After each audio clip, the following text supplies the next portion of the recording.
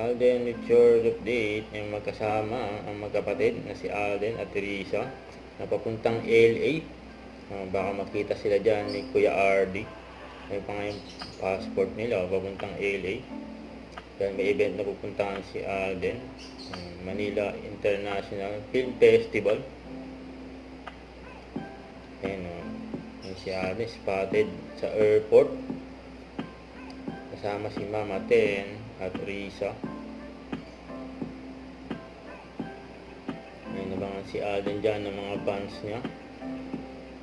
Siyempre bago sa pumasok sa airport, ni-interview muna si Jan. Nelson Canlas para sa Showbiz News sa 24 oras. Ito pa nagpa-picture kay Alden. Ano ba nga siya dyan ng mga Aldenatics? Naka-standby na si Risa. Interview mo na si Alden.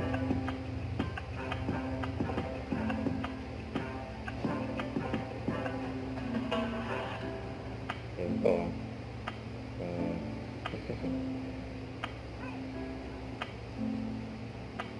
Yan, have a safe flight kay Alden papuntang LA. Ito sabi Aldenatics, Quezon City. Alden will fly to LA for the first Manila International Film Festival representing my family of two. May this event open more doors for Filipino films in the international market, says Kay Alden.